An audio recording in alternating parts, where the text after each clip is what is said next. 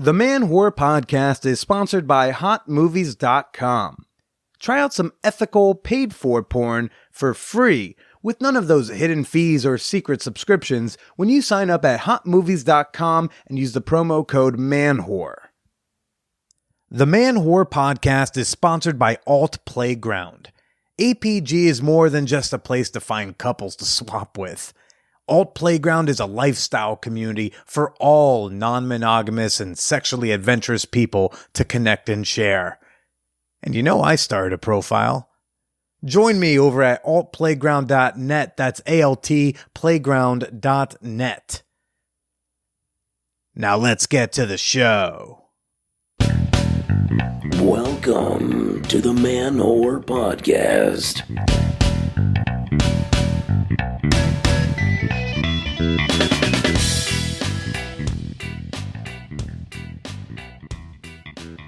My sincerest shout-outs to all of you Zoom zaddies and Skype sluts, you kick kinksters, and all of you FaceTime facefuckers. This is Billy Presida, and you are listening to the Man Whore Podcast. If you jerk off during a Zoom work call, and no one knows you're jerking off, was there any harm caused? It's the modern-day version of if a tree falls in the woods and no one's there to hear it, does it make a sound? Now, I'm not going to advocate for jerking off at work. But if you feel so compelled that you just must rub one out, do it like everybody else, do the decent thing, and go do it quietly in the bathroom. In a stall, I should be specific. No jerking it in the sink, you know? Because no one's hurt in that scenario. Like years ago, I had a submissive woman who I used to send her to the bathroom like all the time when she was at work, and I would tell her like put in a butt plug or masturbate, send me a picture of your tits, and it's all fine because no one else was involved. If someone comes into the bathroom, though, and they can hear you masturbate, even unbeknownst to you, well, now you've involved this other person. Even if it was an accident, right? Like, even if it was an accident that the porn's audio switched on, or your coworker has like superhuman hearing and can hear, the squirt, squirt, squirt, squirt, squirt. No matter the reason, if they can tell, you might get fired, and you deserve to be. Sound too risky? Then don't take the risk. You don't have to masturbate at work. I feel like the incel-y guy a couple weeks ago who sent that big old email, I feel like he's going to disagree with me on this one. Oh boy. Like today, many of us are still working from home, right? We're doing a lot of Zoom calls with colleagues and clients and such. Many of us have, gone pretty lax about our dress codes. Many of us are only now choosing to wear pants again between 9 and 5, but not soon to be former New Yorker employee Jeffrey Toobin, but not soon to be former New Yorker reporter Jeffrey Toobin, who got caught last week. What a fucking idiot. Jeffrey Toobin, who got caught last week jerking off on camera during a work call. Toobin claims he didn't know his camera was on, but then again, I'm sure many women and some fellas will definitely attest to this. People have been receiving unsolicited nudes via email and text message from their bosses and coworkers ever since cell phones started featuring cameras. And they've What did they say, right? They've calmly tried to get out of it by saying, "Oh, OMG, I am so sorry. Oh gosh, I meant to send that picture of my hairy asshole to my wife that I'm separated from, so it totally wasn't for her. It was definitely meant for you. Can we pretty please forget about this?" It's like, okay, sure, Elon. I'm sure that was an accident. Many of Toobin's defenders online are trying to excuse him for his age and it being an embarrassing technical error that, haven't we all done that? But it's like, no, we haven't. Like, we haven't all made that error while jerking off, while pointing the camera directly at our genitals. Yeah, this wasn't even like a case of like coworkers were like, why is Jeff's arm going so weird? No, like it was just a screen of dick. Even just the whole not turning his camera off thing. I mean, fuck, man, that's an April of 2020 mistake. It is October 2020. Most of us now know how to use Zoom, and at minimum, we all know that these gaffes happen. And if you didn't take extra care to double check your camera, that's on fucking you. Now, I'm not going to advocate for jerking off during Zoom work calls. But if you do decide to virtually go to the bathroom, but instead of going to the bathroom, you're going to go to hotmovies.com right there at your desk, I'm not going to feel bad if you get caught. Because no one is harmed if your camera and microphone are off during a group Zoom call. No one's hurt there. If you decide to I don't know, take out the Hitachi while your boss goes over his redundant PowerPoint presentation, the one with all the unnecessary word art animations. It's like, hey, Timothy, it doesn't matter how many times the word profit spins in a circle, I'm still not going to pay attention. But as soon as you accidentally unmute your microphone and people hear you screaming, yes, daddy, hey, you fucked up. And you might get fired. And you deserve it. We have a dirty group chat for my $10 Patreon members. It's called The Peep Show. I'm sure you've heard of it by now. For years, we've been sending nudes to each other. And yes, even during work hours. And honestly, I've seen people send stuff but you know what? If you're getting your work done and no one sees you taking nudes or looking at nudes, I don't see any harm being caused. I can't point to the person who is wronged in that scenario. Just don't make a mess for the janitor to clean up with your wop. The reason you're not supposed to jerk off at work, besides productivity concerns and porn viruses, is that someone might see you. And they shouldn't have to even maybe see you. No one should ever worry about opening a door at work and even maybe seeing your dick. So it's on you to make double, triple, quadruple sure that you're not gonna get caught.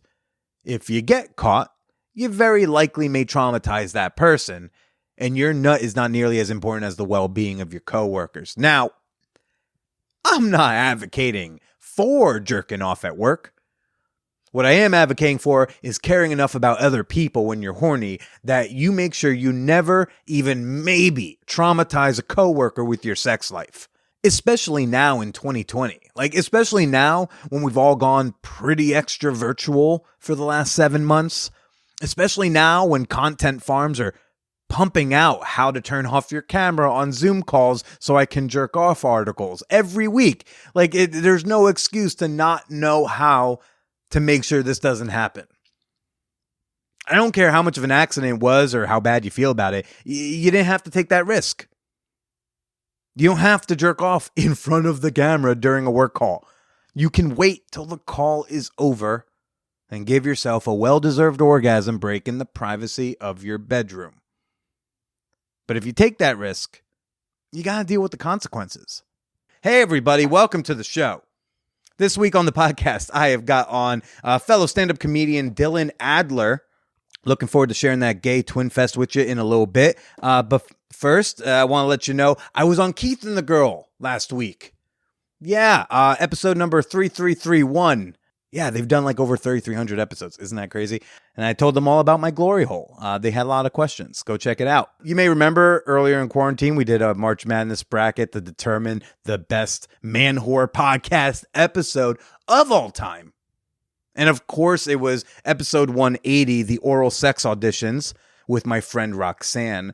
Well, you might be interested to know that I finally did my very own oral sex audition with Roxanne. And you can see it in, well, if you want to see what I look like when I do that, go check out the OnlyFans. We got that video available, baby. Let's read some messages from you fine people.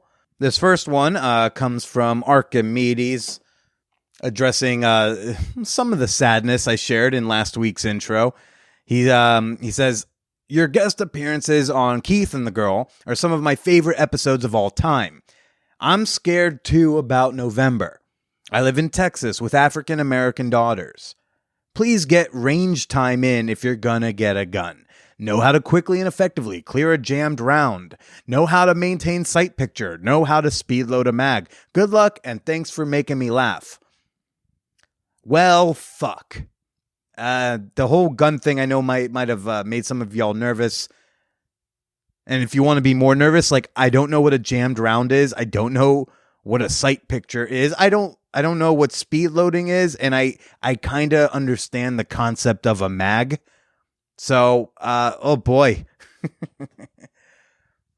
If it makes anyone feel more comfortable, I'm pretty sure I can't legally purchase a firearm in New York or New Jersey. I checked. But the amount of time it would take for me to even get like a gun license would be long after the election. So that's bullshit. But also shows that our gun control laws work locally. Maybe we should try them all federally so people like Billy Presilla can't just go like randomly get a gun, right? Wouldn't that be... If anyone was terrified at last week's intro, like, this is the reason why we need stricter gun laws in this country. Anyways, thanks for writing in, Archimedes. I think I'm just going to trust Megan with her machete. This next one comes from Isaac on OnlyFans. He messaged me. He says, I'm bouncing around your older podcasts and recently listened to the Naked Podcast, where you interviewed a total stranger, in that case, a gay man. The whole time I expected the topic of what each of you thought of the other's cock would be. I wondered how you'd feel face to face with a gay man's opinion. I don't count because I'm already a fan and I'm a virtual ghost to you. I'm just curious because you're an enigma. You have the body of a 100% straight man, yet a deep and personable soul. What the fuck does that mean? Like, I know this is a nice, positive message, dude, but like, what does that mean? I have the body of a straight man. You trying to say something? Look, quarantine's been stressful for me, and I'm working on it. Also, what, like, straight men can't, like, have a deep and personable soul? Okay. You have an openness to your own and others' sexuality and not afraid to talk about it. Sorry that I'm rambling now. I guess I just wanted to say I'm not some drooling perv eager to get a glimpse of your dick. I'm actually much more into your chest hair. And I wanted you to know you're kind of a unique person that makes me rethink my initial intimidation of all straight men. Oh gosh, Isaac, thank you for the kind message. And you too can send me an email with your comments, your questions, your criticisms to manwhorepod@gmail.com. Or, as always, you can always, DM me on all my social media. I'm too lonely not to respond. Come on now. I like getting to know you strangers who listen to me talk about my dick every week. That's why I had such a fun time on Sunday. We had another monthly Man Whore Munch. That is a monthly Patreon-only group Zoom chat where people don't take their dicks out. We make everyone have their cameras on just to make sure. This month's theme was getting off online. We talked a lot about the virtual sex. It was really cool. I had no idea that so many people were uncomfortable with camming, like cam to cam, FaceTime sexing.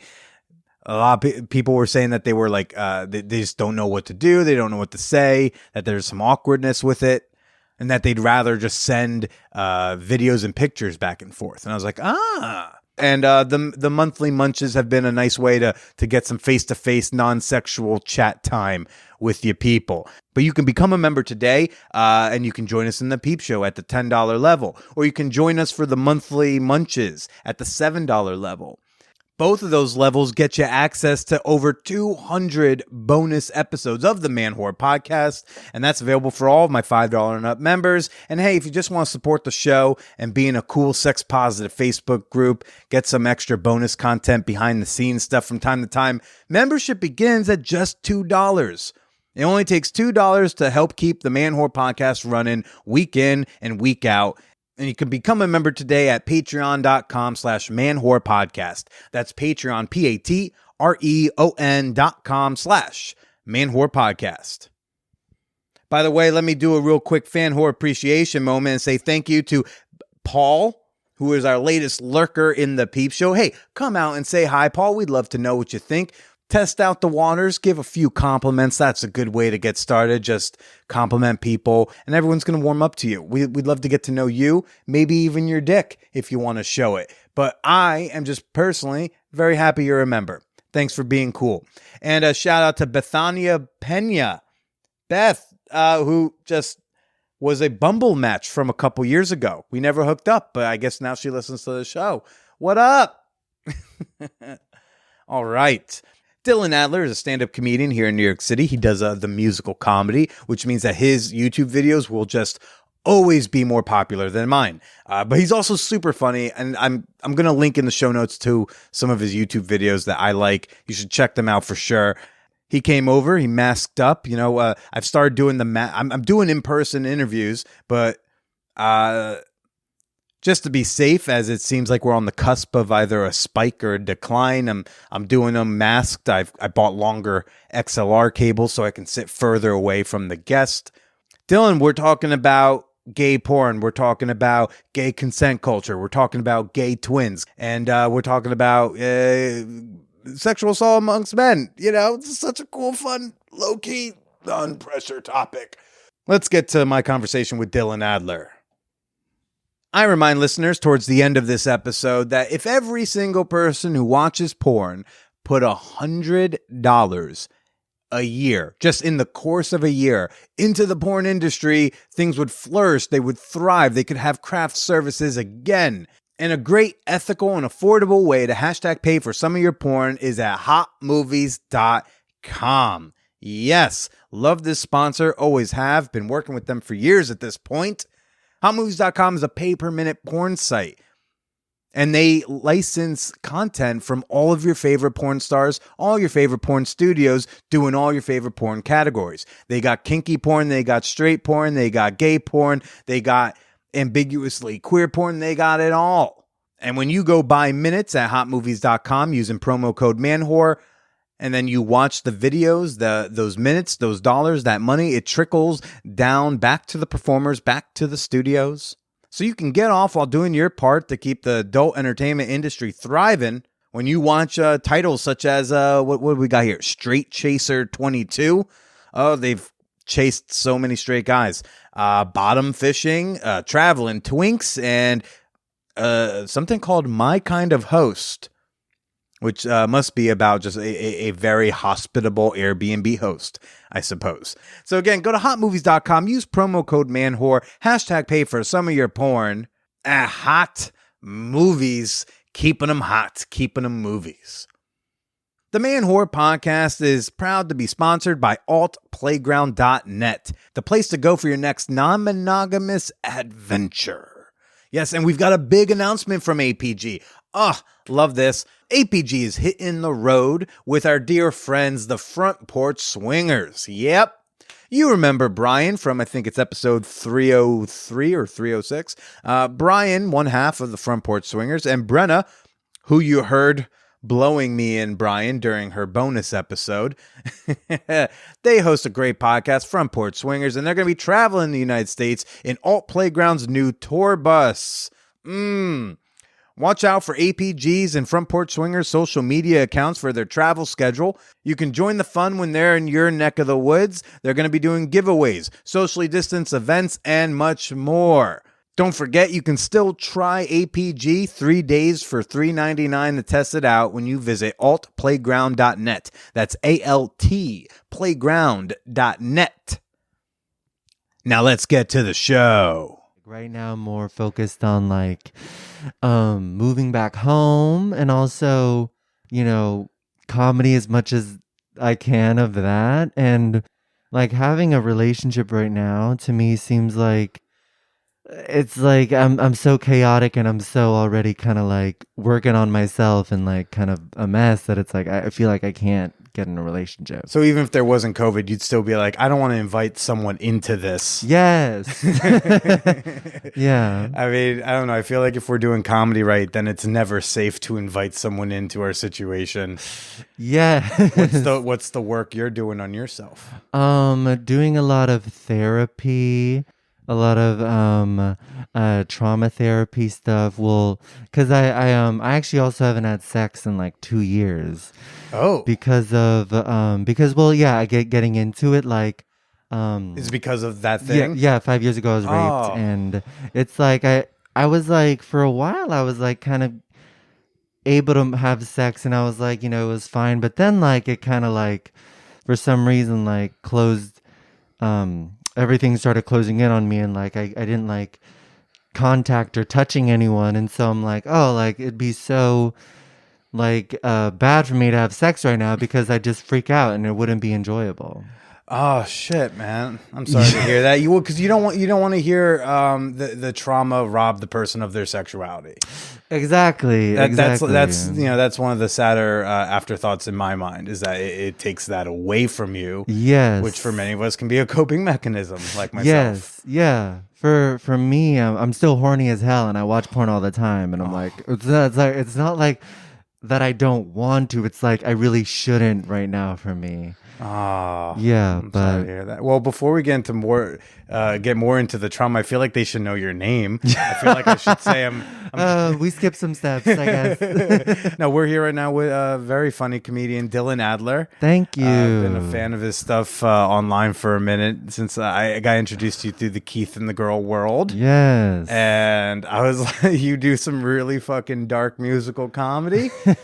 That's my bag. That's my jam. Yes. So Weird Al if he were like fucked up or yeah. something. Well, I mean, because you got into it so quickly. One of the reasons I'd reached out to you was just because I've also experienced that thing. Yeah, And yeah. it sounds like a less violent way, but I was like, oh man, you just like talk and you make it funny. I haven't figured out how to make my rape funny. Yeah. My rape for me also not traumatic. It just is for me. Okay, yeah. But to hear you like make it so fucking hilarious, I was like, oh, that was great. I really appreciate that. And actually like for me for like a while I felt like I couldn't make jokes about it, or like for me it was like the thing I avoided talking about it for so much because I'm like, oh, there's like no people, like people don't want to hear this. Or also I thought because I'm a guy and if I talk about this on stage people won't believe me, and they'll be like, oh, you're making a joke about this, obviously that didn't happen to you, like Because like boys don't get raped. exactly. Right. That's something I like totally struggled with immediately after the rape. I was like, whoa, well, like why am I feeling this? Did you use that word for it right away? I didn't. What'd you think happened? I was like, I honestly thought about it. I was like, oh, that was just kind of um, like I thought, oh, that was kind of like a crazy situation. Like, I thought of it as like bad sex, I guess. That's what I thought of it as. Or just like, you know, I literally was like, thought of myself as like, oh my God, I'm crazy. I'm like, I'm a slut. I'm like, whoa, that was weird. It was more like, oh, I shouldn't have done that. Yeah, or just like, oh, what a like I like why did I decide to go home with this guy? Like, whoa, that was crazy. I shouldn't have. Yeah. Right. But then upon like talking about it more and saying I was like it was like only a year later where I was like, oh yeah, that was rape, and that really had a big effect on me. So it really wasn't until later I like called it that. Yeah. I also like I was very weird about sharing using that word for it. Always felt strange, especially because mine wasn't like some sort of violent, like hold me down thing. Yeah. Mine wasn't like I was super, super drunk. Mine was like, I just said no and she did it anyway. And then I kept saying no and she kept going. And then, Yeah. I made calculations in my head of how I should react. You'll hear a lot of women say, oh, well, I made these calculations in my head. So it's like, there's this, not consent, but kind of acceptance of what's happening and letting it happen because you don't want some other worse thing to happen. They say, I didn't fight back because I don't want to get otherly damaged, right? Yes, that's a coping mechanism to kind of freeze. Yeah. Yeah, that is like I totally understand what you're saying because mine also wasn't like a textbook, like, he knocked a bottle over my head and then it was a consent thing too. And I was like, afterwards, I felt like I saw myself in the mirror and I was like literally shaking. I was like, whoa, what's good? Like, why this guy looks kind of crazy. I don't know what's going on with him. And then, that night I like couldn't fall asleep. So I knew like something was wrong. What happened that night that it wasn't to you like this? I guess what happened that night that it was. I'm trying to figure out how I want to say this. It's like I think people hear that word and they think it looks a certain way. Yeah. You're saying like it wasn't this, movie scene. It was Yeah. just a really fucking bad consent violation. So what did that look like for you, if you don't mind sharing? Is it okay if I don't? Yes, of share? course. Thank you for taking care of Yeah, yourself. yeah. No one ever says no to the questions. I go like, please take care of you. Yeah, Like, yeah. with me, my calculation was I realized that like if I was going to physically defend myself, Yeah. which in my case would have been just shoving this woman off of me. Yeah. I knew that if I shove her hard enough off of me and she falls off this bed, like if she hits her head the wrong way, I think guess who's going away in handcuffs. So I go like, I guess I have voiced no enough. She's going to keep doing it. I can risk that, or I can just wait till this is done. Yeah. My next morning was more of a, like, I just felt sad because I was like, I didn't want to do that. Yeah, And exactly. that thing happened. Yeah, it does feel like mine, I mean, not going into detail, mine was similarly like a no wasn't like respected, and also like alcohol and like other like, but I feel, wait, what were you gonna say? No, keep going. Like the next day it kind of felt like I like took 3 showers that night, and I was like it still felt like yeah, I was trying to like I felt like so weird and like out of my body. And Did you call anybody? I called my parents. I called my mom to kind of like and dad to kind of say what happened. And my mom out of love was like, why did you decide to like go home with that? Like it was like that, what were you thinking? Like that was just like, you shouldn't have done. And then like it kind of made me feel bad. But then my dad was actually like, he's like, oh man, he was like, well, I'm sorry that happened to you. And then like it was just like floodgates. Like I started crying because I was like, oh, I guess I needed to hear like something not good happened to me. Yeah, like to have it affirmed and validated in a way. Yeah, like, exactly. Because for the whole day, and even for like many, like, and still I felt like crazy. I'm like, I had this like huge reaction over nothing. That's what I thought. And your parents already knew that you were gay at the time? Yes. Okay, because that would have been like a double whammy. Oh my god! We're like, can we like first start with like, how do you feel about queers? Yeah, exactly. Because I may not want to share the second thing. Exactly. Depending afterwards. If that were the thing, I'd probably like taper it. I'd be like, first I'm gay. Yeah, but like yeah, that kind of sucked a little bit, but I think they both come around in a way. What was like the wording you used, like before you accepted it or called it what it was? What kind of wording did you use? I called it the event. I called it the incident. The incident. I called it like, I called it the event or the incident. And like literally. They all sound just like, dramas on ABC. Thursdays at 9. The event. Yes, the incident. It's not like the new This Is Us show. But yeah, that's what I would call it. And it wasn't until like a year later I called it a rape, which is what it was, and that's what yours was too. So and was there something that made you change that terminology? I think it was a therapist who was like, well, yes, your consent wasn't respected and you couldn't consent. So it's like, yes, that was a rape. I was like, yeah, that's right. And it like, after that,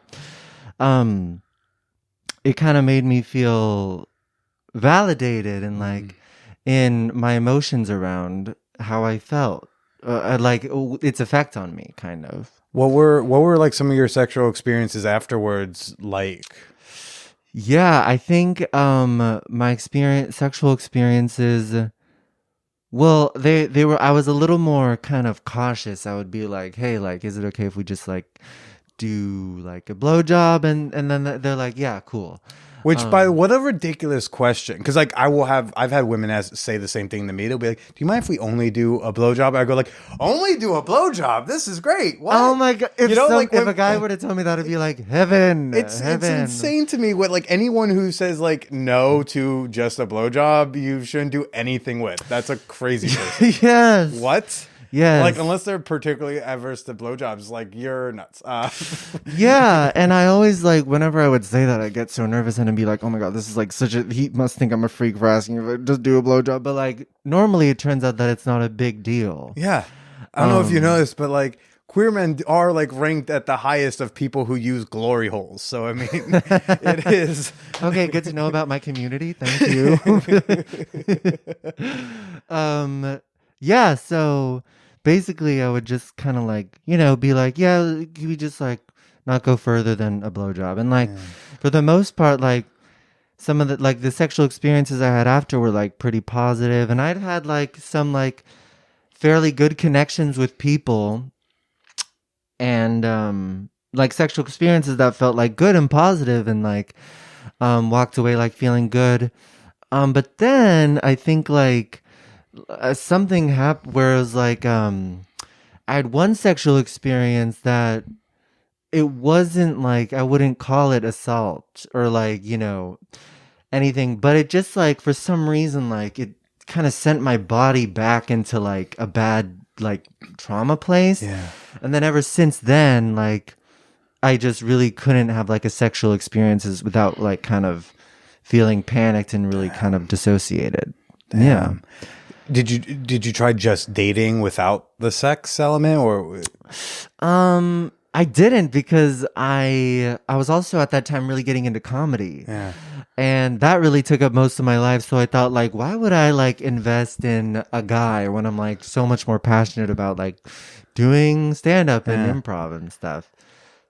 And I always thought like I would feel weird. I still sometimes feel this way where it's like, what guy would like want to date me if there's like no sex involved? But I know that there are people out there who are like willing. Yeah, there's asexual people, Asexual right? people, That sounds yes. the demisexuals. Yes. They like the sex, but only after a while. So there's a slow ramp up. You know? Yes. That seems like that could be a good dating pool. Totally. To tap into. Totally. That's so true. And I think I'm like I may like, if I like decide to date, would like be interested in that and get into that. They're big on the cuddles. Oh, It's like, and just not the cuddles where they try to get stuff going during it, but like a genuine cuddle. I like a genuine cuddle. I'm Yeah. Big Spoon. I like being Big Spoon. Big spoon. Me. I know I don't look it, but small spoon right here. Big I love time that. small spoon. I love that. That's great. Yeah. Sometimes the confused look on a woman's face, who is like 5'2", but I ask to big spoon me. Ooh, it's interesting. I love that. I love that. That's great. That's beautiful. Just gotta keep them on their toes. Yes. Yeah. And with something that you do that's so great with your comedies, like you turn fucking trauma into hilarity. Oh, good. Has your stand-up always been like that? You do a lot. I should say, like you do some musical comedy. Yeah. Right. Yeah. So have the songs always been that dark? Actually, no. I kind of started off doing a lot of like musical impressions, or like I like to do like this is if Lin-Manuel Miranda and Michael Bublé did a Christmas duet, or like this is a musical theater. Like they were like kind of like little musical bits, or like little musical segments. But it wasn't until like last year that I thought, why don't I like try making musical comedy out of like what actually affects me, like what I think about every day, and what I like kind of what I'm really going through. And that was like one of like the most like freeing, like mind opening and freeing experiences, to be able to try to make comedy out of like trauma. And I think my friend Kelly Bachman, who if you don't know her, she is like a incredible comedian who's called out Harvey Weinstein at a show. It's very fun trying to describe like Kelly or Amber to someone. Yes. Because if they don't know comedy, but they just watch the news, Yeah, they just watch then the you go news. like, you remember that news item where there was a comedy show and someone yelled at Harvey? It was that chick. Harvey, her. She had a show called Rape Jokes by Survivors that she had me on, and doing that show was like totally like life changing, and like I'm like, oh my god, I can't, this is so affirming. And I'm working with her on like we did a show, an hour-long show about rape trauma, and so that is like, that's been something that's like really helped me, and yeah. All right. And but you're also like a baby. You're like what, 24 or something Yeah, like 24. that? So I just think like, oh, like some of your horniest years are like being kept under wraps. That's what I think. And I'm also like, I'm like trying to, like run and like, and I'm like, just for my own mental health, but I'm also like, damn, I can't believe I'm like wasting all this horniness. You're wasting the good hair years. Yes, the good hair. I'm wasting all this horniness on like not having sex. But I'm like, but it's okay. But also I'm like, damn, like there's some people who've like expressed interest. I'm like, okay, just like wait 3 years. I'm like, mate, don't forget this. Wait for me. Wait for me. Yeah. Well, the other thing I think, so you have a twin brother who is also gay. Yes. And so part of me thinks like, oh, do you just like kind of have to? That's the best way to, I feel like, live vicariously through someone sexually. Oh, that's funny. It's like I have this like sort of clone replica who also likes dick. It's like I can, that's also what I call him. My clone replica who also likes dick. Oh, that's cool. Yeah. So, I actually don't live vicariously through him because he's a bottom. And are you not? Yeah, I'm a top. That's very interesting. Now, how did you two find out that information? Was there a day y'all just decided to be like? I guess it was technically the day we were born. Just kidding.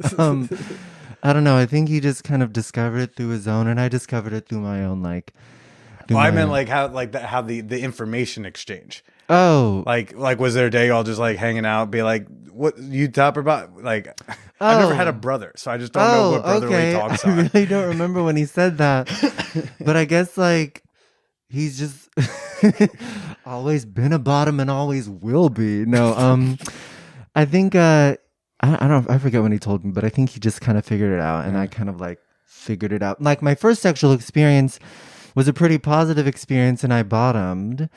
And he was like super great and nice, and like, we like talked a lot before, and like we still like talk. But like I was like, oh yeah, that was like I bottomed, cool, but I was like, maybe this isn't my thing. And then I realized like, yeah, it's not my thing. So wait, so when which one of you two came out first? Like, what? I guess what was that whole experience? Yeah, tell me. Come on, you know all the things that we all who are listening right now want to know. Yes. It's like, come on, fucking gay twins. Exactly. So I don't even know how to phrase a question. It's like it's a pilot. It's like, do I have to? Because like Yes. Come on, Well, me and my high school friends. One of our high school friends came out to me and my brother as trans, and that night we were driving home from like that group, that hang, and we were like, oh my, that's so brave of her, and we were just really admiring her. And I think I told my brother kind of offhandedly, like, honestly, like the most porn I watch is of guys, and he was like, me too. And I was like, oh, so we're both gay, and this means we're gay, and that means I guess we gotta come out to everyone else then. Oh, yeah. It was just that easy, that car ride. Yeah, it was like kind of like, I think me like being open with my brother about like admitting like, I mean, like, who am I kidding? Like most of the porn I watch is of guys, and maybe 1 out of 20 times I'll really try with some straight porn, but I'll just end up watching the guy. Yeah. And then he's like, yeah, same. And how long had you known that though before that? Well, I knew I was attracted to guys ever since I was like 3. Yeah. And I think I went through like where I kind of had crushes on guys and girls like through childhood. Middle school, I had crushes on guys and girls, and I actually like felt attracted to girls in middle school too. But then in high school, I was like, oh, it's like definitely I'm just attracted to guys. Mm-hmm. And like that's like really where I feel like who I feel most attracted to. Where'd you grow up again? Bay Area, San Francisco area. So I gotta imagine being like, just being like a young kid who knows there's something different. Do you feel like that was a better place to go through that than most places in the country? I feel compared to like, I don't know, like Just the horror South, or stories like, you've you heard, know, yeah. it's definitely better, but also it was like definitely not easy. I mean, not easy. There was so many like like my high school was like very homophobic, and like there was some queer kids who were out, but like they would be like they would be like called fags every day, and like some of them were like literally beat up, like, so it like wasn't like a safe. It definitely, I did not feel like I could come out like safe, like, or just like confidently, but I feel like compared to other places, it was better. But I mean, still, like, people think of the Bay Area as this, like, oh my God, everyone is so. But like, still, there was so much homophobia and, bad stuff. But do you think it was helpful that, when you started your coming out experience, that like you had, like you and your brother had each other's hand to hold on to as you both jumped off a bridge? Yes. Golden Gate. Well, we both jumped off the Golden Gate. Good reference. No, but just the idea is like, but like you guys get to both like kind of go through that together and like have that inherent support system. Sounds really comforting. It actually really, really was. I was really lucky to have him, because coming out is such a like scary kind of thing to do, and it was like, if we came out to our family, it's, or whoever, it's like, well, if you don't like one of us, you don't like both of us. Ha ha, we're a package, bitch. And it's like, it's so like nice to have that kind of comfort, and we were really lucky that for the most part people were accepting and nice, and I guess that like that's due to like where we live geographically, and I'm really lucky that we lived there. And parents were all good. Yeah, parents were very. Yeah, they were like, they were pretty much like kind of waiting, because my brother came out first, and then I came out after. Okay. Yeah. Yeah, and also, and do you have other siblings or? Yeah, I have an older sister. Okay, and I assume everything was kosher there too. Yeah, and... well, she has low functioning autism and lives at home, so I'm not sure she understands what gay is, but like I'm sure she's down with it. Yeah, she's down with the rainbows. She's down with the rainbows. Yeah. Okay, that's awesome, because so many people, right? It's like the whole thought, the fear is, oh, is my family gonna ditch me? But like you have this one. No matter what everyone else says. Exactly. It's not like they're going to only accept one of you being gay and then cast out the other. Exactly. It's like we're a package. It's like if no one's on our side, then it's like at least we both have each other, and and it really made me and my brother so much closer, and like we were kind of like fighting all the time before we came out, but then after we came out, we kind of chilled out and didn't fight as much, and we became like best friends again. Did either of you two like have like suspicions about the other before all of this? Yeah, well, my brother kind of, I remember one time hinted at the fact that like maybe like just freshman year in high school, he's like, okay, so this year I feel like I've been half attracted to girls and half attracted to guys. And I was like kind of internalized homophobia at that time, so I was like, oh my God, please be attracted to girls, just be attracted to girls, please. Because if you're gay, then like I have to come out exactly too. And like he was like, don't come out to the school, because if you come out, then it means you're just like holding your shared closet closed, right? Just exactly. Because we pretty much like represent represent one another. So at a bare minimum, someone would see you thinking you were him. Exactly. Because twins. Exactly. So basically, we had to consult with one another on big decisions like coming out. I remember one time there was like a school there was like an advisory period, there was like a projection of someone whose voice was like muted and their face wasn't shown. And he's like, yeah, I'm a gay kid and I don't feel safe coming out at this school. At this school, it doesn't feel like a welcoming environment, blah, blah, blah. And so talking about that. And then my brother texted me in all caps, was like, was that you? You had to consult me. People are thinking I'm gay too. So you can't just go off and do that. And I'm like, it wasn't me. Do you find that do you two have very different tastes in men? Yes, we do. So, besides the top bottom difference. Yeah, we really do. It's so funny. So My brother's type is kind of bears. So his type is basically you would be his type, I think. I want to lose enough weight that I'm not anymore, but like, I appreciate Yeah.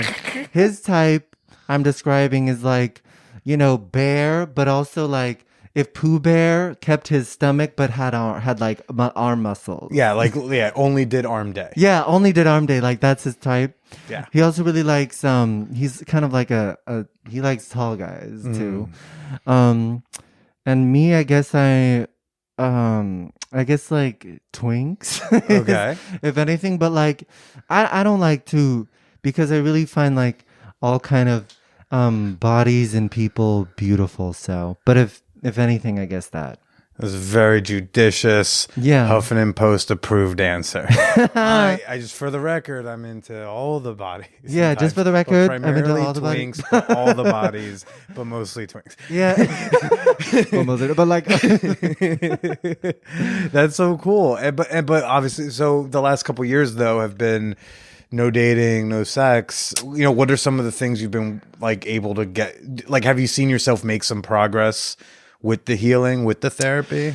I do, because I feel I'm doing this treatment called EMDR, which is I've been doing a lot of like talk therapy, which is like, I mean, it helped me a little bit, but like until I started doing EMDR, like What's EMDR? it's a trauma treatment where you hold these two kind of vibrating plates that it kind of basically takes you back to a traumatic moment, but then it will make the traumatic memory less overwhelming for you. So you're able holding to vibrating plates. Yeah, vibrating. Does it really puts you back into the really time? it's crazy. Because the Scientology, what an audit is, right? Like they literally hold two cans. Oh, really?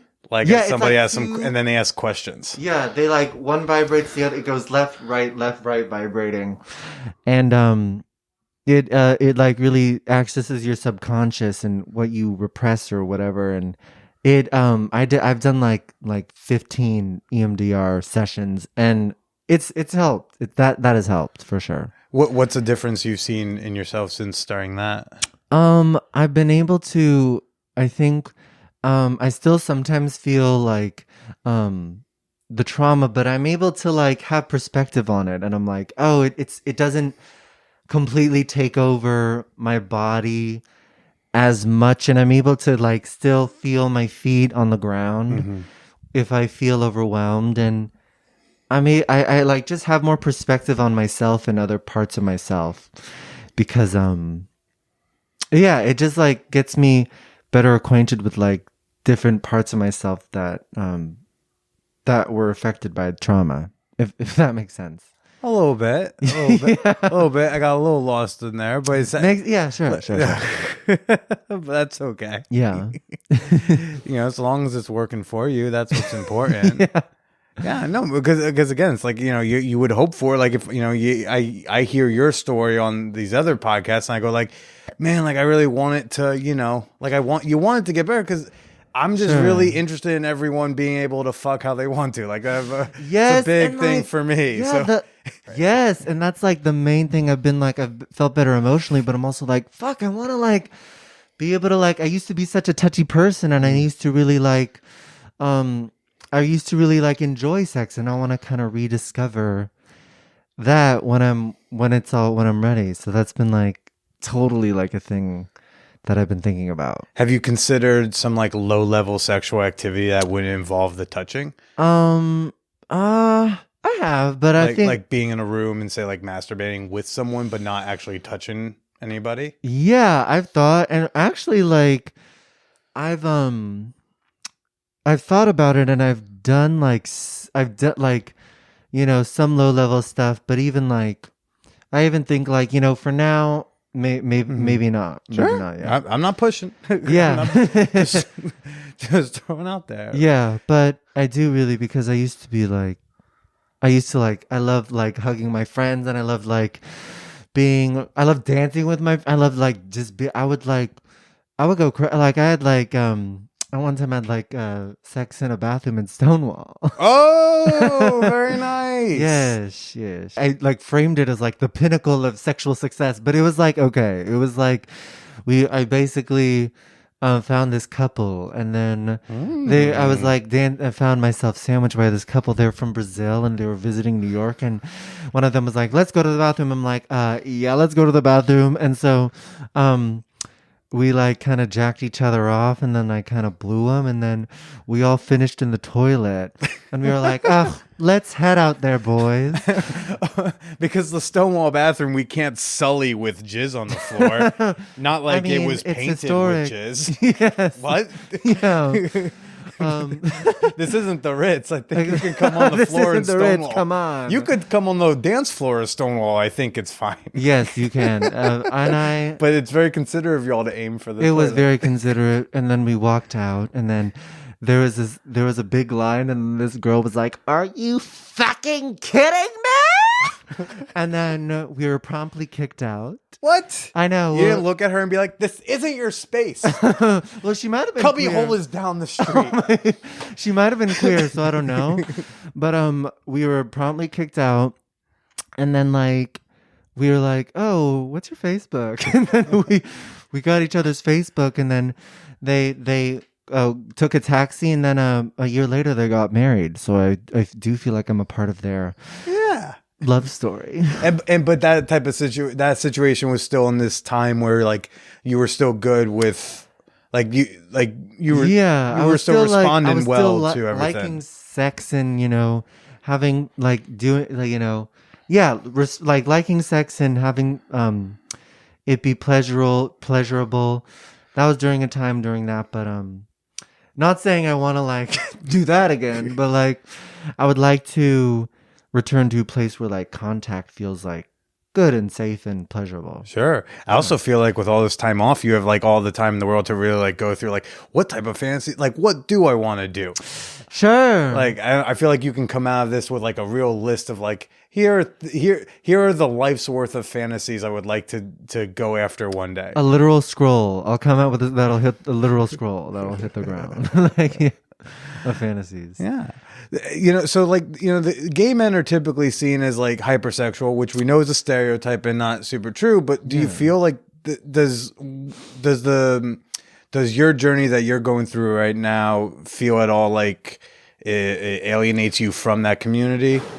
Do you, Yeah, I mean, I in some respects, the gay. I've told like some gay because there's such a yes, that's like the hypersexuality of the gay community, and a lot of like my gay friends, or even like friends who are like women, will like grab my ass or like spank me for fun, and I have to be like, hey, can you not spank my ass? And then like, but you're my gay friend. and then they're like, but like you're my, but it's like what? And then my gay friends are like, what the fuck, bitch? Like, why are you so sensitive about it, honey? Like, but and doesn't it suck that like you can't just say I would like you not do that, but now like in order to justify what is a totally fine boundary, you have to now like share trauma just to shut them up.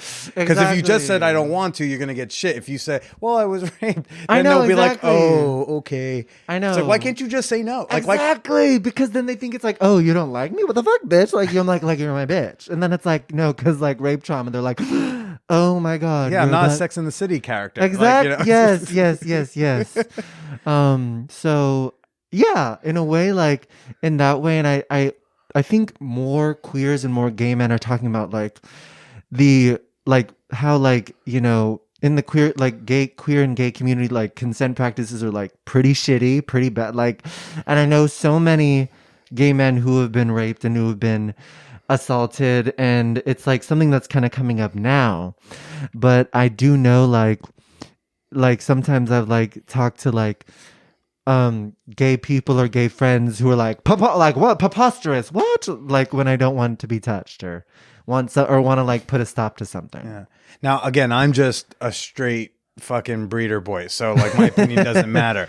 But something I hear Sure. sometimes is that when Me Too started coming out, the idea of like a lot of different worlds, whether it's sexual, like communities, like a queer community, or scenes like certain types of workplaces, like the restaurant world or comedy, whatever, all having a reckoning with consent culture and basically how to like incorporate consent into their cultures. Yeah. Something I have heard have been, say, gay men going like, yeah, but like going up and grabbing a dude you don't know that well by the dick is a way to say hello. So Sure. almost as if like not practicing full consent is part of the culture. And I asked Sam Morrison about this, and he got very nervous and like didn't really want to answer. Yeah. But do you think that like the gay community is facing a reckoning with how we touch each other in public? Yes. I'm like actually I'm glad you brought it up, because there is such a culture of like gay men greeting each other like honk honk, like grabbing each other's, or like the way that gay men like feel up women, they're like honk, just like, or and like whoever, like there's this like, it's part of the culture. And I do kind of in that way, like that's why I don't really go to like those spaces anymore, because it's like there's some kind of like feeling of like, oh, you're like kind of up for grabs a little bit. But there's like something, the consent and what people feel comfortable with is something that needs to be like addressed in the gay community, because it's like not always okay to just kind of like put your hand down someone's pants if they don't want it, or like yeah. And again, me, my opinion doesn't matter, but I just think that like, someone thinking that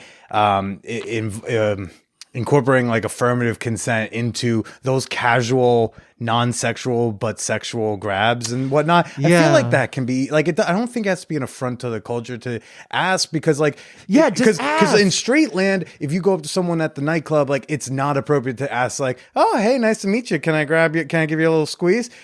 That's inappropriate in like, say at like, some Chelsea, whatever, like nightclub. But maybe in like the gay culture, it's appropriate to ask. Yeah. And then you still can get the yes or no, but it's okay to say like, oh, you're with like some girlfriends, be like, oh, you want to, playfully squeeze a tit? I feel like you can ask like, hey, honey, you mind if I squeeze your boobies? Yeah, exactly. And she's like, yeah, sure. And then you still get to do your honk honk, but you ask. Whereas I cannot just casually go up to someone. It's like, oh, hey, can I squeeze your boobies? Yeah. Not part of the culture. Yeah. Right? Yeah. There's no harm in I think asking should be a bigger thing. And like, I mean, like I used to like, when it's like, I used to not mind when like people would grab my ass. I'm like, yeah, sure. But like now I kind of, I don't.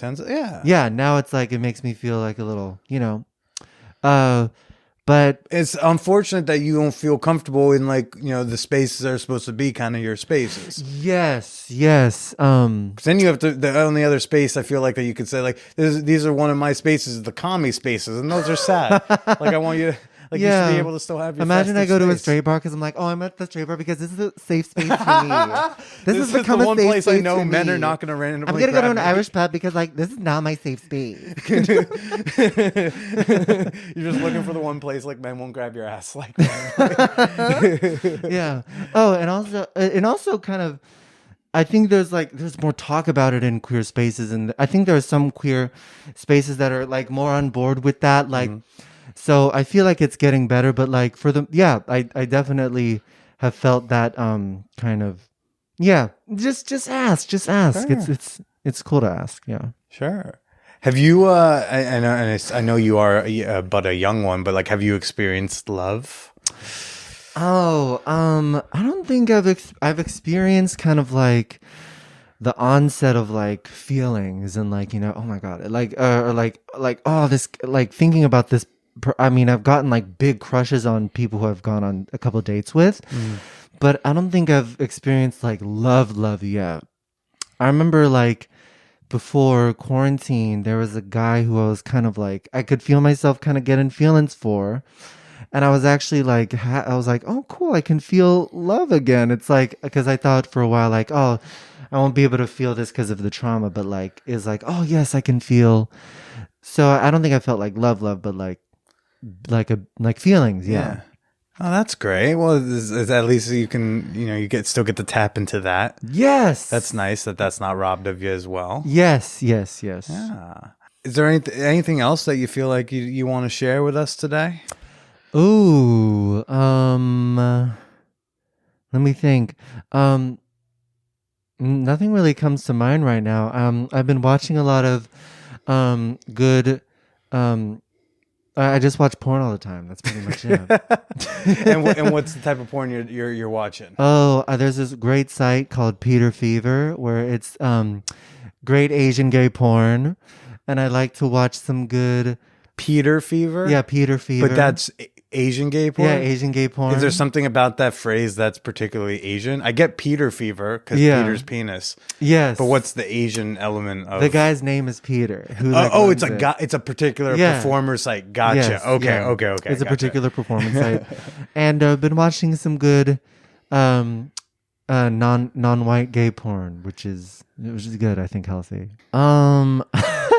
I like watching old and young. I like sometimes watching an age difference. I like you'll like that until you start like the age difference in you. You're gonna like age difference porn until you get older, and then all of a sudden you're the older guy, and you're like, wait, fuck, when did that happen? I thought I was boyish and young and handsome. What? Oh no! Like the first time someone calls you daddy, you go like, ah, shit, I'm getting old. It's like, well, I'm not a daddy. It's like, a boy. Oh no. I like watching when Asians top. Like Asians don't really, because there's also within the gay community like kind of I think a wash down of like kind of stereotypes in white supremacy. Like there's like a stereotype Asians only bottom, but even in the grander scheme of entertainment, there's this like only until maybe the last like 5-10 years when they've kind of started. Not even there's the idea of like Asian guys don't fuck, like they're desexualized. Yeah, they weren't portrayed in like an attractive, like sexually desirable way, right. And I think they're like, who's the earliest Asian male romantic protagonist you can think of? I don't know, John Cho from Howard and Kumar Go to White Castle, and like that wasn't that long ago. Yeah. That was the first time like there's more now, but it's like come on, more. It's good that's happening, but more. Yeah, the Asian guy can get the girl or the guy too. Like, why is that? So I feel like that's the Asian gay guys bottoming as a stereotype, like almost feeds into this idea that like y'all can't be like sexually in charge. Yeah, exactly. And I think there's more like I'm seeing more like porn where Asians top, but and also like Asians can bottom and top too. My brother's and I love him dearly, so it's like representation. But like I think that's that's also something I like to see. All right. Yeah, just any non-white porn. Do you do anything without the white people? Yes. Fair. Sorry. Do you pay for any of your porn? I don't. None of it? None of it. Maybe I should. Maybe if I will throw this out there that a longtime industry vet shared with me a while back. She said, if everyone who watches porn, which is basically everyone, put $100 a year. Yeah. Not even $100, just $100 over the course of a year, each year into their porn viewing. Yeah. It would reinvigorate the industry again. The porn stars could start having craft services again, because they used to get craft services and they don't anymore. I'm sure. Yeah. Every once in a while, like just buy a clip. Every once in a while, subscribe to that OnlyFans. And then like over a year, you've put money into that world again. Yes. And it does. So it's like, it's not like never pay for your porn, but like sometimes pay for your porn. Just a little bit, just a pinch here and there. Sprinkle it out. Oh, Dylan, well, thanks for coming out and chatting with me. Like I said, it's nice to finally meet you in person. Nice to finally meet you. Thank you so much. Where can look, people, Dylan's songs are fucking so funny. So funny. Yeah. You have to go watch and listen to them. Dylan, where can they go enjoy your hilarity? You can find me on Instagram at DylanAdler _ and on Twitter at DylanAdler6. That's pretty much all the places I'm doing. Do you have like videos on YouTube? Yeah, videos on YouTube. You can find comedy videos on YouTube. Yeah, that's All pretty- right, that's I'll pretty much- I'll link to it in the show notes, folks. Great. I wouldn't emphasize it so much if they haven't actually made me laugh many a time. You're great. Thanks for opening up and sharing with us, Oh, and thank you thanks so for not much. sharing where you didn't want to share. Yes, thank you for very you. much. Appreciate it. Why don't you go ahead and say goodbye to everybody? Bye, everyone. Thank you for listening.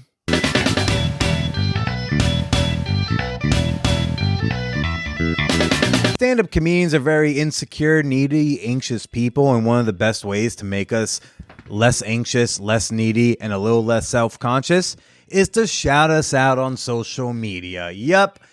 Dylan and I would both love to know what you thought about our conversation. He dropped his handles. You know my Twitter is @TheBillyPracida. My Instagram is @BillyIsPracida, which you have to type the whole thing out because guess what? I am shadow banned again.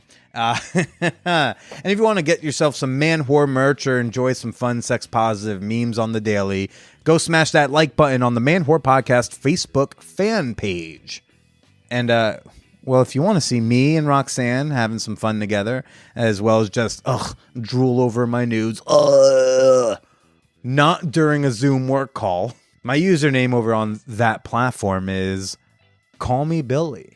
I am so grateful for every one of my Patreon members who has made room for me in their monthly budgets. I know times are tough. I know money's tight for many of us, me as well. And that's why every dollar matters. Every dollar counts. I love the $2 members just as much as I love the $50 members. You all mean so much to me because y'all allow me to do this instead of spending my day doing Postmates nonstop. Can't do a lot of podcasting when I'm running around New York City getting rich people stuff from Dwayne Reed. So if you got it, membership begins at just $2. And you can become a member today and support this podcast at patreon.com/manwhorepodcast. That's Patreon, patreon.com/manwhorepodcast. And if you want to send me an email with your comments, your questions, your criticisms, titty pictures, from now on, send me a tip. Hey, I'm an OnlyFans babe now. But no, seriously, y'all can shoot me an email at manwhorepod@gmail.com. Next week, so long as nothing goes wrong in between now and 1 o'clock tomorrow, you'll be hearing me catch up with, let's just say she's the closest thing to a work flirt I think I ever had back in my days as a fact checker at In Touch Weekly.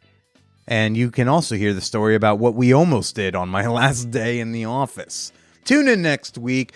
Do your thing. Check your fucking camera before you jerk off on Zoom. And stay slutty.